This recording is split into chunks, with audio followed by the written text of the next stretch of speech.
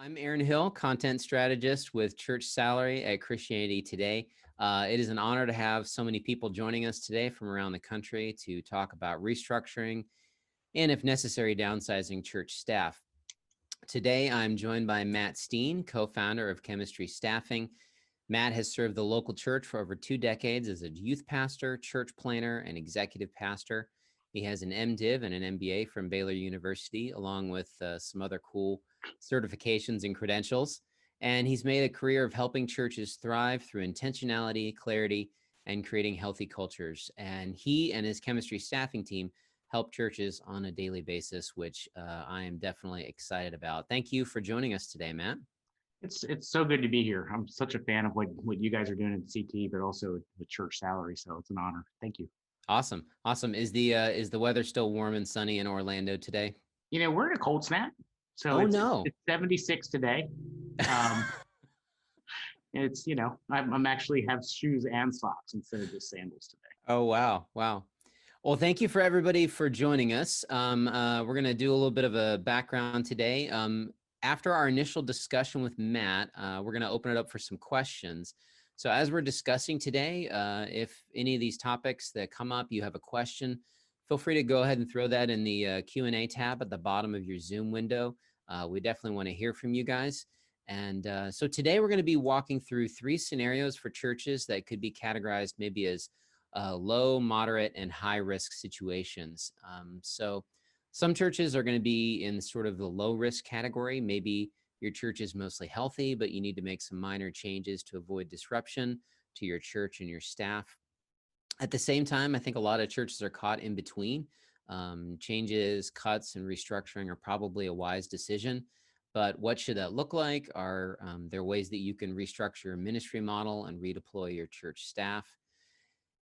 I think more churches than we would like to admit are struggling and may fall into the high risk category. Typically, these churches are short on resources, staff, and leaders.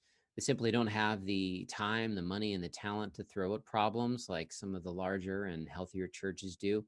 And as we'll see, COVID has hit some of these churches really hard, and they're likely going to need to downsize or lay off staff members in 2021.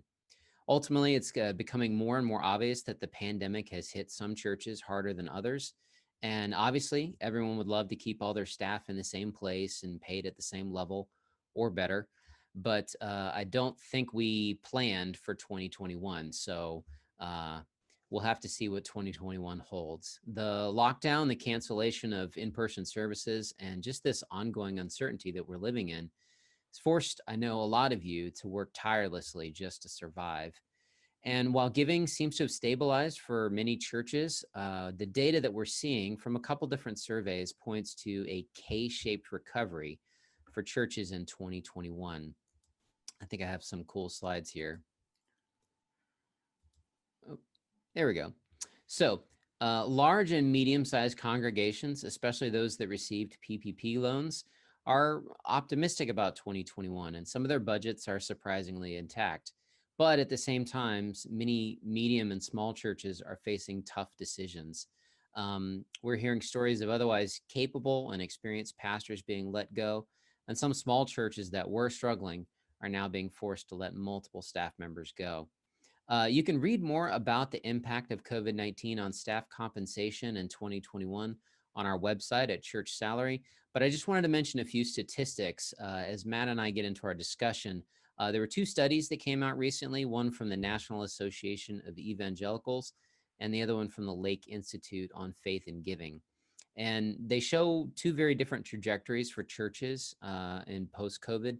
So first up, 73% of churches already had some sort of online giving in place. Thankfully, it was 2020 and not 2010. And so a lot of churches didn't experience a huge shift with online giving. But at the same time, 39% of churches scrambled to add online giving or to update it with better options in March. And while 52% of churches anticipate that giving will remain flat, 48% expect decreased giving and budget deficits in the range of 5 to 10%. This disparity of outcomes is more visible, especially when you look at PPP loans. Large churches received them at 4 times the rate of the smallest congregations. And so many of them that received these loans were able to kind of smooth over the rough edges of their budget in the spring. But some of these smaller churches weren't able to do that. And so as a result, 7% of pastors anticipate becoming a satellite campus or needing to merge their church with a larger church in 2021. And 19% anticipate some kind of layoffs, furloughs, or staff reductions in the coming year. So while your church may not be struggling, other churches are. Matt, what are you hearing from churches, especially maybe some of these low-risk churches? What are you hearing from them, and what advice are you giving them for planning for such an uncertain 2021?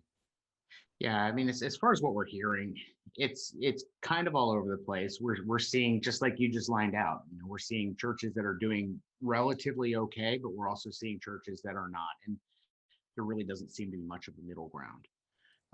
And so a lot of the conversations that we're having with our churches, and what we're telling them is a few different things. The first thing that we're telling them to do is to breathe. Okay, stop, breathe. The apocalypse of this last 8 months, is not a surprise to God, and we, we're here, and He's still good, and He's still on the throne, and so there's times when we need to remember that. Yeah. The other thing that I'm telling people is this: sometimes self-care is a dirty word in ministry circles, but we need to be mindful of that. We saw, just like every other crisis situation, about 6 months into this, we saw people beginning to burn out. Just the overwhelming, crisis that we thought was a sprint turned into a marathon. People have begun to flame out. We've had conversations with people who have started succession plans 5 years early because of this. We've heard of people just suddenly up and resigning because they just couldn't do it anymore. Yeah. And so recognize for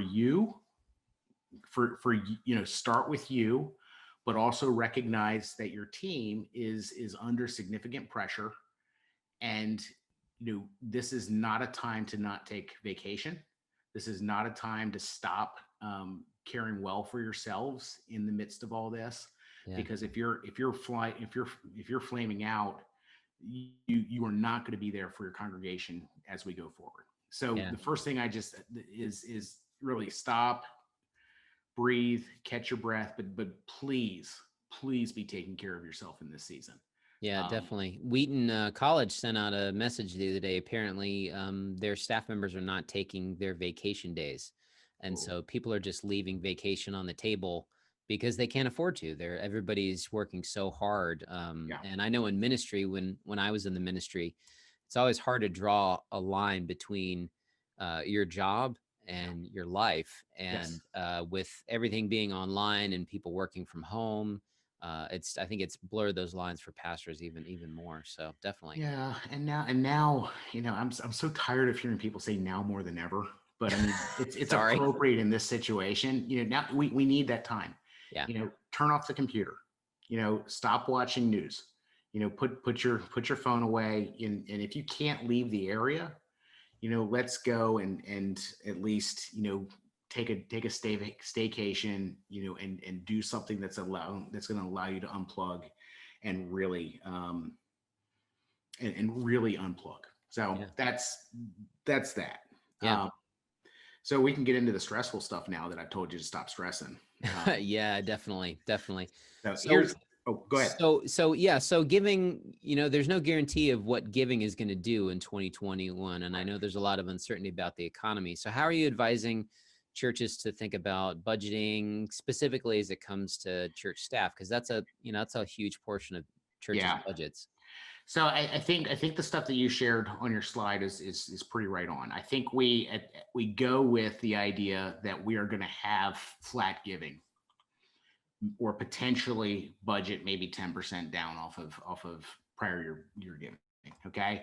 That's where I'm starting with this. And what I'm kind of encouraging churches to do is, as you put together your budget, do the 85 100 and 110% of giving versions of the budget. Hmm. Your 85 is your contingency plan. How do we cover the basics? How do we make sure that our team is cared for? That kind of stuff on that 85, if giving creators. The 100%, makes sense, and then the 110 is, praise God, people give more, and you end up with an unintended windfall. What are you going to do with that? And so I'm encouraging churches to be thinking that way. It's good practice in non-apocalyptic years, but it's especially crucial now. The second thing that I'm encouraging people to do is not look at your year-long budget more as long range planning, and not as the playbook for the whole year. So instead of creating a budget for the year, start doing it in 90-day chunks. Create a Q1 budget at that 85, 100, 110, Q2 budget, all of that kind of thing. And so I would encourage you to kind of do those practices, because it is a fluid situation. I mean, right now, and we're seeing a rising spike, right? We are seeing, area church or states and communities start to talk about lockdown. Yeah. We're coming off of Halloween and Election Day, coming into Thanksgiving, and this is, who knows what's going to happen. Yeah. So I'm encouraging some of our churches to start planning for an online only Christmas. Yeah, definitely. Well, and I know that year-end giving is always a big boost for churches, and it helps you get over that trough of January and February when people are trying to pay back their Christmas credit card bills. Oh yeah. And I don't know how that's going to be impacted with remote services and everything. Well, this is what I'm hearing. I've had a conversation with a friend of mine, a guy named Brad Leeper, who's one of the principals at Generis, and we were talking a little bit about this the other day. Right now, the expectation at most churches is that year-end giving is probably going to be about the same as it ever was. Okay. This is probably not going to be the best year-end that you've ever had. That said, it's also wise just to kind of be aware that maybe, it may be decline. But if you're doing that 90-day budget, you're doing those kind of sprint budgets, I call them, year-end giving is going to determine what Q1 and potentially Q2, your programming and your budget's going to look like for that. Okay. And so I would, keep an eye on that, be ready, and go in that. The other thing on this, and I think you bring that up, whether that was intentional or not, what does it mean for, if it's just online Christmas, how does that affect, year-end giving? Yeah. And I think we need to think not just Christmas, but we also need to think through this in a Q1 and Q2 way as well. The churches that are going to do well financially are the ones that are going to be thinking through what engagement looks like, both in person if we're allowed to, but also online. Yeah. And so, engagement always drives giving. And this sometimes people get a little irritated because it sounds like we're talking too much, businessy and all that kind of stuff. But the engagement of your congregation, whether you're engaging them online, whether you're engaging them in person, is going to directly determine whether they're giving actively like they used to or not. And so there needs to be some thought, how do we engage our congregation if we're stuck online only, January, February, March, or until a vaccine rolls out or whatever, and be figuring out some of those creative ways to do that. What does your connection, how are you connecting with people that are just showing up for an online service, and how are you encouraging them to give, but also encouraging them to dig in more deeply into the life of your church on a daily basis? Yeah, definitely. Well, and I'm not on staff at a church right now, but I was for over a decade, and I'm thinking in my head, how are we going to handle? How would we handle that? Christmas Eve service giving. There's all these small little bumps in giving that come this time of year, and how are you going to handle that with those different kinds of year-end things that help pad the budget? Definitely. Oh yeah. So all that to say, COVID has changed a lot of things. especially how churches approach ministry. Even talking about Christmas Eve services, we just can't rely on the same kind of ministry models. So recently, Barna released a survey that captured kind of various hybrid ministry models that churches are embracing at this point out of necessity. So how are you advising, and these could be just any churches, low risk, medium risk, whatever size, how are you advising churches as they kind of evaluate this shift to hybrid ministry, and specifically as it relates to staff? Yeah, so we've innovated in like the last 8 months or so. We've innovated about 10 years worth of stuff, haven't we? Yeah. So early on, one of the things that we started to kind of think through was what are the strategies of online ministry? And part of that is because there's a staffing component. Part of it is we're just geeky about churches, and we wanted to think through how to do this. And so I think you have a slide Yeah. that you could share. What we've kind of come away with is there's really five versions of of an online online strategy, and I think this plays in for every church. The first is an old normal model. These are churches that are waiting for everything to kind of get back to normal. The second is like we call it a simul service, and that's the idea that sometimes people can't be there. It's everything is building focused, but for people who can't show up, we want to have something for them, like when they're in their vacation home or out of town or sick or something like that. The third is a building theater model, and that's where that online service is really kind of a front door to having people come and join the church. The fourth is kind of a model that people, are okay with the fact that, maybe they're never going to show up in the official location, and maybe church is going to be in somebody's living room one day. And then the fifth for us was this idea of a digital discipleship model where the church is creating online content that drives discipleship. Now, what we're advising churches is and this kind of plays into the overall strategy and where you guys are headed with your staff team. You need to choose one. You need to own what your strategy is, and you need to drive into it.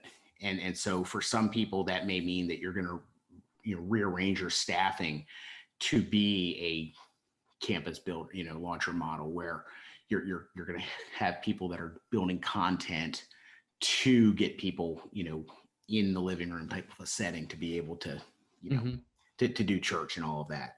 So what we're encouraging churches to do is hey, pick one, lean into it, arrange your ministries around that, and support that. The other thing is, when you go into a season like this, it shouldn't be an aspirational thing.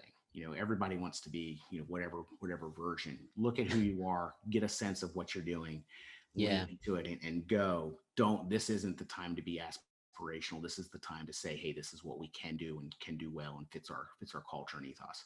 So I think you guys are going to share a link where we have all that available to be for churches to kind of dig through and work on. If you guys will look in the chat, we'll share a link to where you can go and download that restructuring playbook that ChemistryStaffing has put together. There's a restructure playbook on that. We'll talk about that in a minute, but there's also just the online strategy playbook, which walks through those five models and how to staff for them, and also some job descriptions for them. But anyhow, definitely.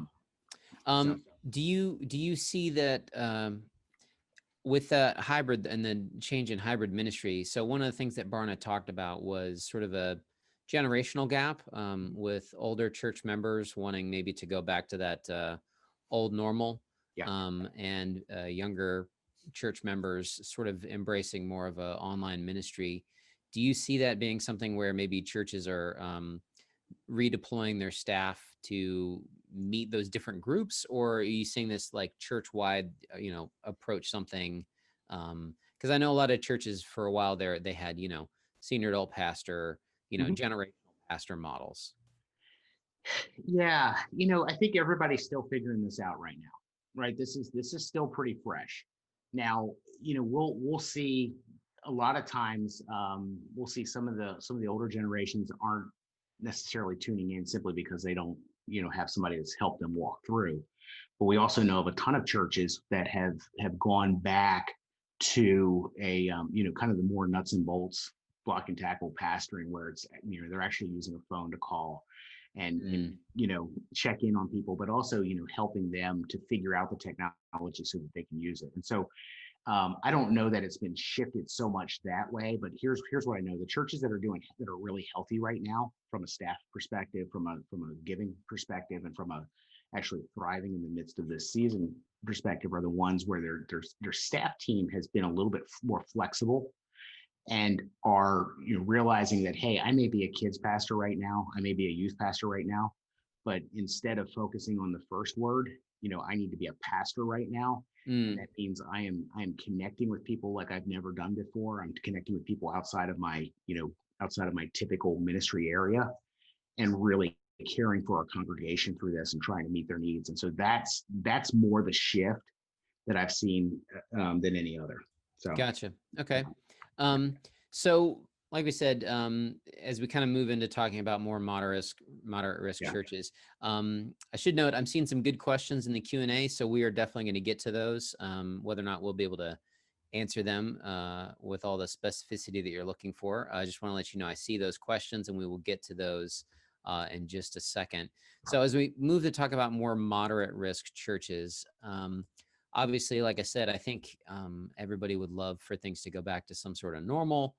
But the question is, should returning to normal really be our goal?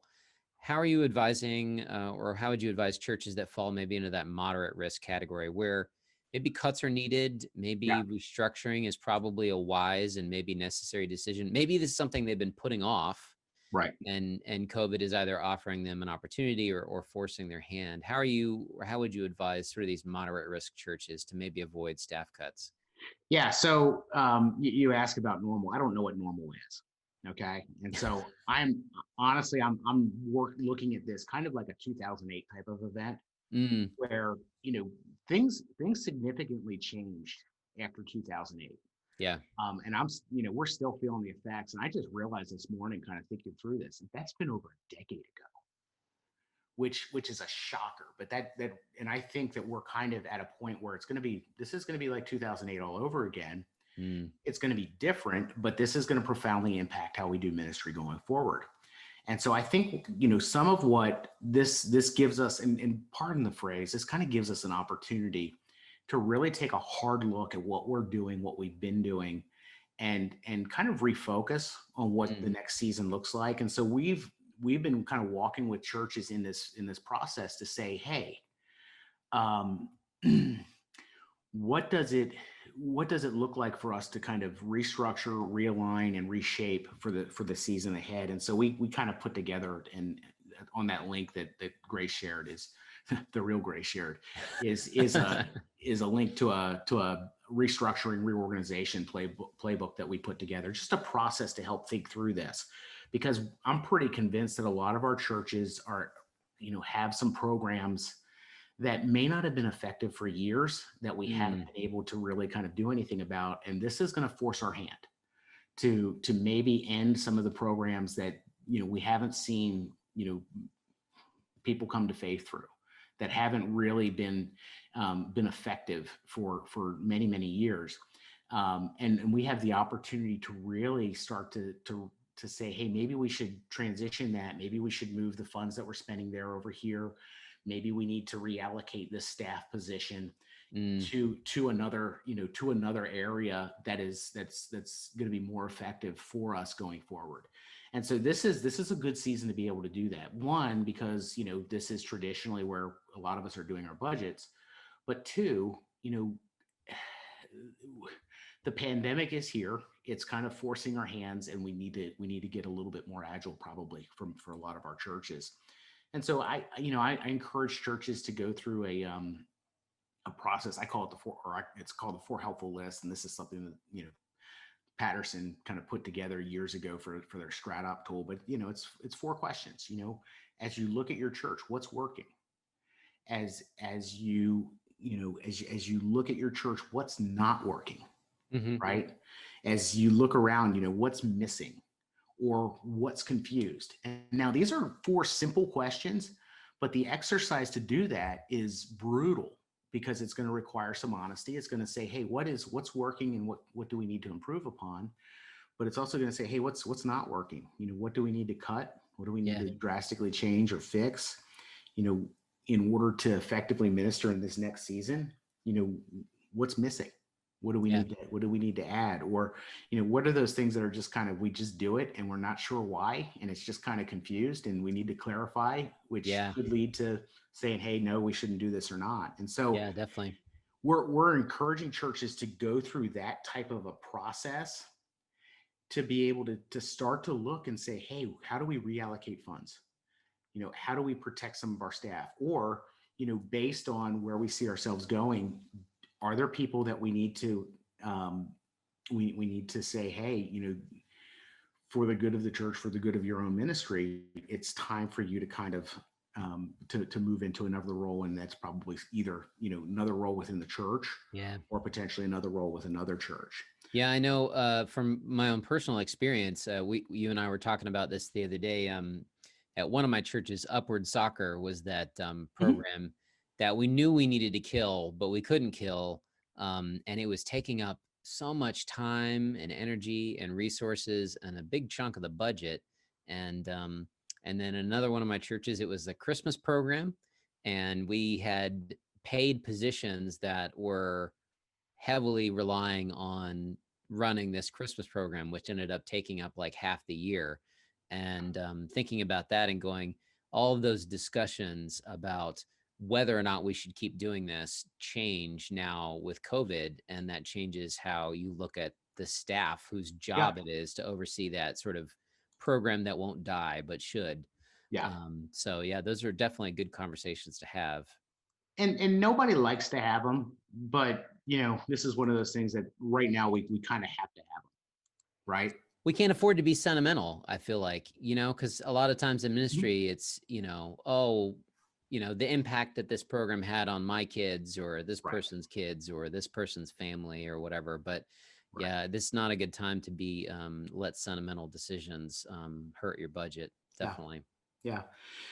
Just on top of that, just real quick, because I know we want to get to the high risk churches, but the other couple other things just to be thinking through. Yeah. This is a good time to kind of figure out where your redundancies are. Where are you spending money that you shouldn't be, right? This is basic stuff that we should always be thinking about, but Sunday's always coming and we get distracted, right? The other thing, this might be a good time to think through, how do we get creative on how we do the things that we do, right? And so part of it might be, are there things that we need to outsource? Whether that's bookkeeping or whatever. Are there things, are there potential roles that we have that would be better served by somebody that's fractional and maybe remote instead of being on site and full time? Hard conversations, but things to be thinking about. Are there roles that maybe we don't necessarily need somebody in-house to do graphic design, or maybe there's some odd jobs that can be handled by a freelancer, right? There's a cool platform called Share that's just recently been focusing on churches and connecting churches and freelancers. And so it's like, maybe there's some connection there. And so, what was the name of that platform again? It's called Share. It's SHAAR. Okay. It's a startup and it's a web company, so it has to have funky spelling, but of course, SHAAR. Neat organization, but for freelancers, non-ministry types, that's a great place. But there's also some potential for some, fractional work for, pastors to be able to coach and walk people through things. So those options are there. But this is a good season to get kind of creative about it. So. Yeah, definitely. And I know that some churches may have pastors that are full-time and they still need someone to fill that role, but maybe they can't afford to pay them full-time anymore, or maybe because, they've killed the Golden Goose program, that's 25% of their job description. But in this job environment, as we shift into maybe more high-risk churches, maybe something like that is a way to yeah, keep staff employed, keep them going, continue to use them, but not just, totally cut them loose. Right. And now you've got a gaping hole in your ministry. Yeah. Exactly. So, I mean, we want to be kind in that, and if we can do that, great. Or, we might need to cut some other things and Yeah. find creative ways. So as we talk about sort of more high risk churches, how should, to get back to the title of today's webinar, how should churches approach downsizing with dignity? Oh, so here's the gloom and doom part, right? This is the tough part of the conversation. And so I don't have a toolbox where I say, step one, do this, step two, do that, right? Particularly because I don't think that those work, and I think sometimes they do more harm than good. Yeah. Right. But what I do have are kind of a series of principles that I use to guide churches through this thinking. And when we get to questions, we can kind of walk through maybe some of the different situations. Yeah. Maybe. But here's what I encourage churches to do in this season. Be as generous as you possibly can. Okay. Be as generous as you possibly can. And so if you have to let somebody go, do it with generosity. If you can give a severance package, give a severance package. There is, in these situations, there used to be customary, hey, 1 month, 1 year equals 1 month of severance or something like that. But in these types of situations, we just don't have the ability to really,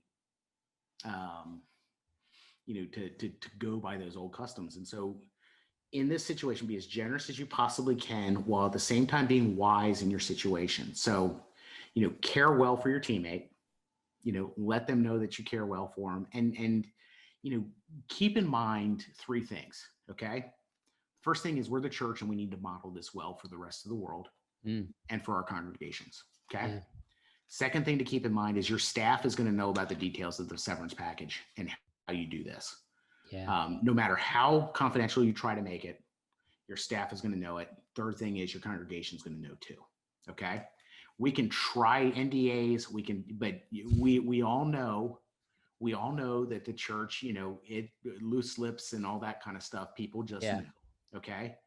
And so the way that you take care of somebody in this transition who is deeply loved by at least 2 or 3 people in your congregation, right? If not more. Yeah. If not, probably more, but they're loved by some people in your congregation. The way you do this is going to communicate a lot about what you value as a church and who you guys are as a team. And so, and it's going to affect the morale of your congregation and your church. So keep that in mind. Be as generous as you possibly can. Second thing I would say to you guys is be kind, but be honest. Okay. So here's the thing. If you are moving somebody on because COVID has affected your ability to, make budget, or has deeply affected the area that they are working in, and you're no longer going to do it, that's one thing. Blame COVID. Yeah. If this is more of a performance issue and COVID is a convenient excuse, you need to have that conversation. You need to be honest, and you need to share that. You need to be kind in how you do it, but we want to do this with integrity. Yeah. And so maybe it's a combination. Maybe COVID has exasperated things to the point where it's like, hey, we need to shift our resources in this direction, and you just don't have the skills to be able to do that. And we're sorry. We love you. This is how we're going to try to take care of you. Have that conversation, but let's be honest, because this is going to serve them well moving on. Yes, it's uncomfortable. Yes, it's miserable. But we need to do this with integrity. Yeah. Understand, what people are going to be facing. Okay. And this kind of goes into how you're being generous. This goes into how you kind of have the conversations. But, we're telling people to expect that a job search for a pastoral role is going to take at least 8 months. If not more. And probably more. Yeah. And so just kind of keep that in mind as you have the conversations, as you craft severance package, as you figure out, what do we do about benefits and all that kind of stuff. Yeah. We're going to need to kind of to be aware of that.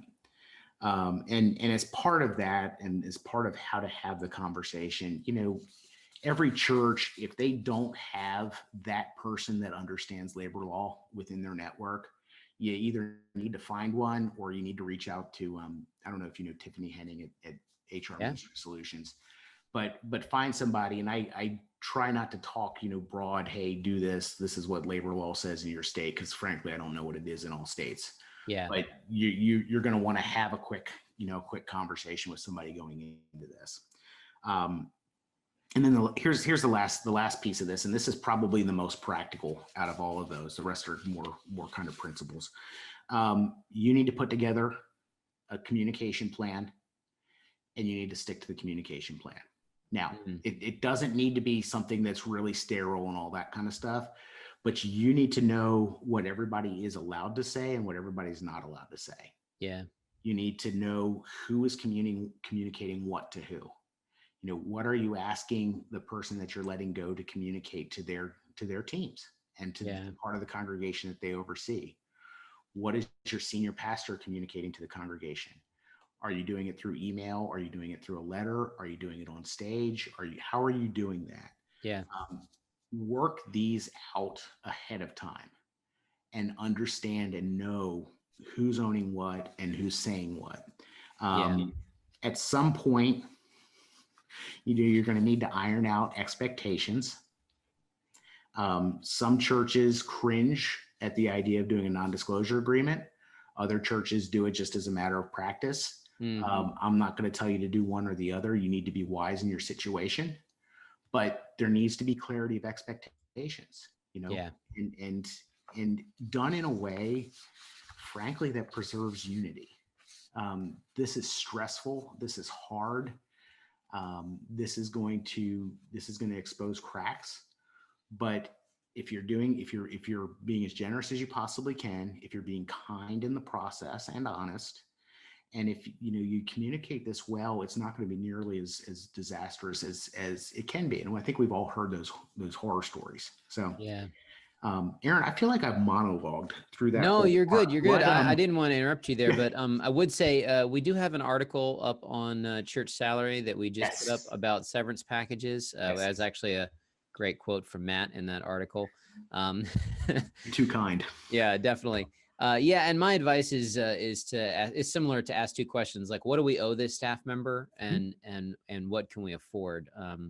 Because you may not be able to afford much at all right now, and some staff members, if you've got a senior pastor that founded the church, you owe them more than the janitor that you hired, back in February. So you're going to need to think through that, definitely. But there's some more details in that article, some good stuff there. So go check that out on the website. About the communication plan. I think that's another really important thing, Matt, is that oftentimes the first time that the church finds out about it and the first way that they hear about it, the church that I grew up at, they let their small groups pastor go. Large church, 3,000 members, and they, probably not in a tough financial situation, but they let their small groups pastor go. And the first time that people are hearing about it is on Instagram. And then they've got 1,000 questions, and what is the consistent messaging on all these questions? And so thinking through that is always important, because like you said, details leak, people talk in churches, and that's definitely something to think about when it comes to severance packages. Yeah, severance packages. I mean, we've learned the importance of communicating well over these last 8 months, more than we've probably ever had. And I mean, the church in many ways is a communication organization, right? We're here to preach the gospel. We're here to share the good news. But so often we forget about some of the details of communication. And just as we've had to be really clear about how we're handling COVID, we need to have the same level of intentionality, if not more, Mm. in how we share this. And here's the thing to kind of keep in mind, right? Your staff team or the people that are involved in having this conversation with somebody that you're about to let go, you guys have been stewing on this and staying up at night and just grinding your teeth for hours and days and potentially months and weeks. And so this is old news for you guys.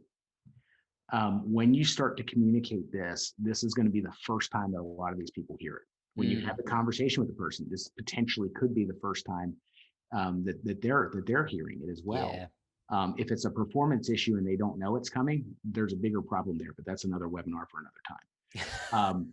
But you need to go into this, and you're going to be sick and tired and done with talking about it and thinking about it and all that. But you have to understand that this is going to be new news. It's going to be a shock to people. Yeah. And you need to communicate it and over communicate it and be clear that you love this person, even though if you're tired of hearing their name because this is all you've been thinking about for the last 6 weeks, you need to be wise going into this and be really intentional with your communication. Sorry, Yeah. And I would also say, this is just from my own personal experiences. It's impossible, almost impossible for you guys that are on the inner circle to anticipate all the questions that people are going to have. And so it may be wise to bring in somebody that hasn't been a part of the conversation, but that you trust to let them know, and then to see what kind of questions they're asking, because then that'll help you develop that communication plan maybe even better. Because it's one thing to come up with a strategy in a group where you've been talking about this and praying about it for a while. But the second that it comes out and, ministry leaders or lay leaders that have been serving underneath them, they're going to start asking all kinds of questions. Yeah. And if you haven't thought through them, then you're going to be caught flat-footed. And that's always a hard thing in the church. Yeah. We've got some good questions here, so I want to get to these before we wrap up. So somebody asked a pretty basic question, but, well, it seems basic, but it's not. What size is considered large, medium, and small? So I would say related to this, you're laughing because that's like, yeah, whatever. That's a hard question to answer. I'm just curious what your answer is to this. Well, what I was going to say, the two studies that I mentioned, whenever they talk about small congregations, they're typically referring to churches that are less than 200 and less than 100 members. Okay. The smallest congregations are those that are less than 100. Small would be less than 200. Medium-sized churches, I'm going to go out on a limb and say everybody thinks they're a medium-sized church, but you're not. There is definitely that tipping point of a large church, and people disagree about where that is, but you're looking at maybe 750, 1,000, 1,500 members. You're getting into large church territory. And then obviously there's mega churches and things like that. But yeah, the smaller churches are typically these ones that we're seeing that are struggling more because, like I said, they have fewer time, they have less resources. Sometimes they've got bivocational pastors, and just this shift has required so much from so many pastors that it's like working 2 full-time jobs. A good concrete question here, Matt. How are others handling rollover of vacation hours when employees did not take it due to COVID? Because we talked about vacation at the beginning. What are you seeing? What are you hearing from people about vacation hours? It's church by church. Here's the first thing I'm going to say on that, man. If you have the ability, you need to really encourage your people to use those vacation hours. You really do. And I'm tired of hearing the stories of people that are burning out because they're not taking their downtime because they feel guilty about taking time off and all of that. Well, you've got to, but then you've got to plan to be Yes. gone, and then when you get back, you've got to catch up. And so maybe I would say if you're in a personnel committee or you're a church leader in some capacity and you know that your pastors are not taking vacation, maybe you should be asking yourself, what can we do to help them be able to take these vacation hours? And then you maybe can cross the rollover vacation hours question. Yeah. And then so we're seeing people as long as they're within policy, a lot of churches will allow somebody to take, roll over 2 weeks or something like that. But yeah, it depends on what your policy, what your HR book allows you guys to do. Yeah. If you don't have one, that's, you probably ought to start thinking about getting one of those in place too. But, I would be gracious at this point. You know, I lean towards graciousness in this situation because, nobody has a plan for this. This wasn't taught in seminary. And so if you can be gracious, if you can, do it wisely. But the first thing I'd say, seriously, you need to encourage your people to take their vacation, especially this year. Yeah, definitely. Well, and I think there's even some practical ways that people could think about it. I know that in the church that I served at before this for about 8.5 years, we always had those gaps in the schedule, whether it was winter break for school or something like that, and so if there are those sort of natural time frames, Mhm. then yeah, maybe that's a good way to say to all the staff, hey, we want you to Yeah. take this week and take this time. And So, with the follow-up question that just came in, oh, okay. we're seeing some churches with some flexibility on their typical, what their handbook typically says, Gotcha. Yeah. within reason, and make sure that, here again, I push to the legal the legal people, make sure it's legal. Yeah. Um, Yeah. Make sure it's legal. Definitely. Definitely. but yes, Um, I mean, the other thing you could do is you could, yeah, you could look at, what is your, I know that some churches have, you get more vacation days as you move up in the schedule. Maybe there's ways you can make more vacation days available in 2021 or something for yeah, staff. exactly. So I have a good question here. It says, I've heard many suggestions about budgeting for 90-day increments. It's a sensible suggestion. I'm wondering how the panelists suggest making that happen when a church's governance require membership vote for budgets. Ooh, that's a good question. Okay, so I think you have the official budget. I think you do that, but I think you break it out into 90-day increments, Oh, okay. and kind of couple a spending plan with your big official budget that you're looking at 90 days, and work with your board, to keep people aware of where things are budget wise. Yeah. Work with your board, and whatever your poly has you do to keep, make sure that there's no surprises, that there's no shocks in this. But I think there's the official budget, and I think it's still wise to have that, that 12-month budget. One, because you're required to, but two, it doesn't hurt to know, have an idea of where you think you're going. But then I would bust that out into 90-day increments, figure out when Yeah. you're going to spend what, and adjust as necessary. I hope that's Yeah. helpful. No, that's good. I think it's definitely helpful to think it through in terms of what are we required to do because of our church structure and policies and politics. But then also, you've got a lot of churches that have, a finance team or a finance committee, and those are those 85, 100, 110% discussions. That's where those are happening. You're not Exactly. giving your church three different budgets to vote on. Yeah. When I was the churches I was executive pastor at, I presented the 100% budget, Yeah. right? The 85 was because I'm doom and gloom, and always expecting the sky to fall and all that kind of stuff, right? And the 110 was for those other days when I was feeling excited. But those things are kind of in-house, aren't necessarily communicated publicly. Yeah. And that's probably how you'd approach that 90-day budget as well.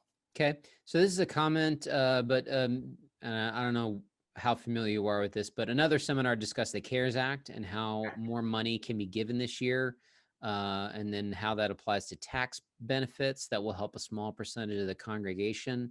I will say I did comment briefly in the severance package article that we have on ChurchSalary. The CARES Act did provide for temporary access to unemployment benefits for pastoral staff, which is normally not a thing because churches do not pay federal unemployment taxes.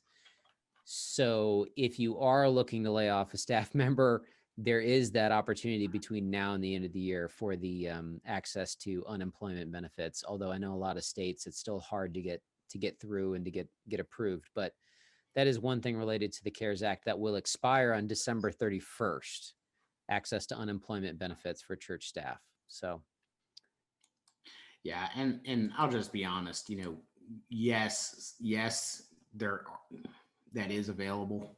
I defer all of that to Frank Somerville. because he's, you know. Okay.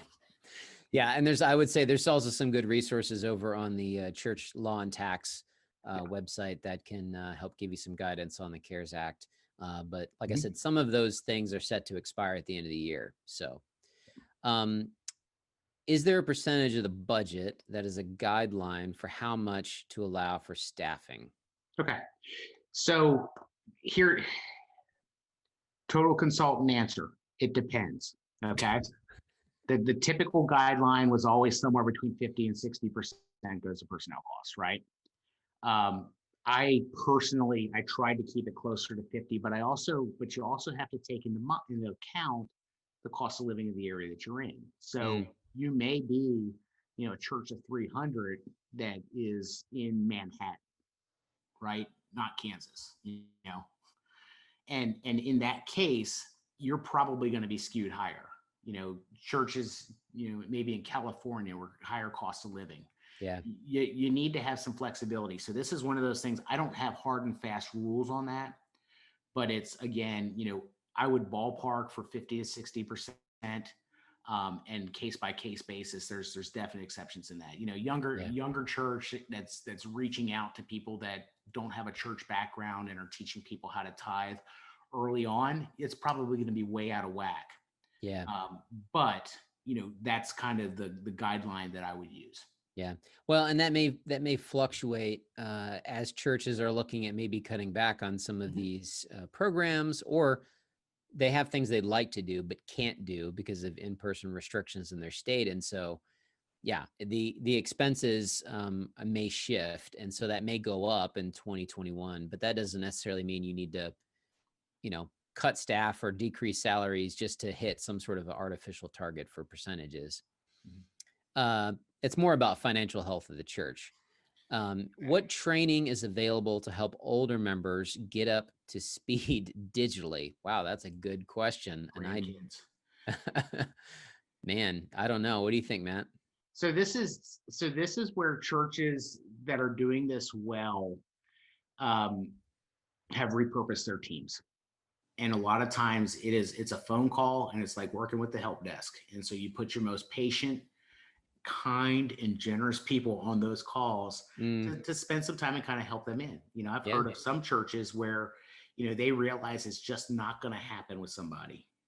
And so they told them to put their cell phone on speaker and had them, just kind of, they live streamed it the old fashioned way through a cell phone. Right.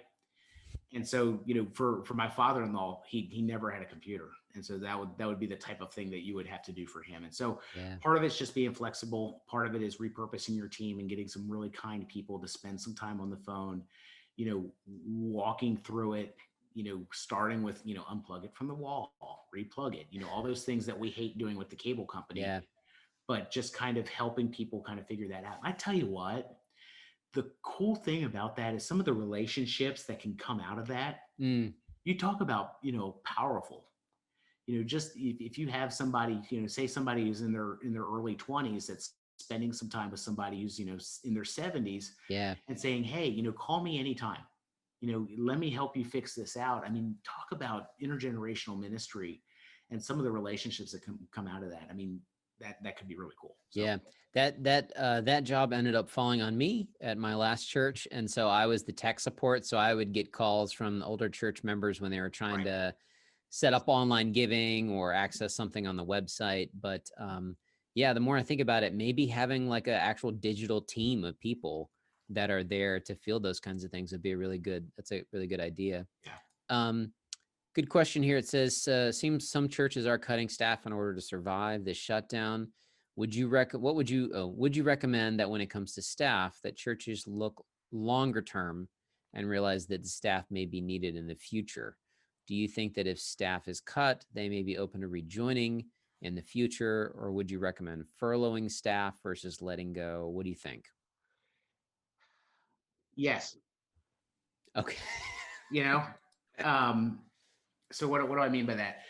So their willingness to come back is going to be based on how you treat them in this. Okay. So is there potential or furloughs? Absolutely. Furloughs are absolutely an option if it's somebody that you really need to come back, that you want to come back, that you want to have take care of you. I know some churches over the summer, they furloughed people so that they could take unemployment benefits. And they encourage people to, going back to the vacation, they encourage people to burn through their pool vacation time and all that kind of stuff as well, so that, there weren't the costs weren't there. So is furlough an option? Absolutely. Especially if it's somebody that you see as having, in restructuring, as having, a role moving forward.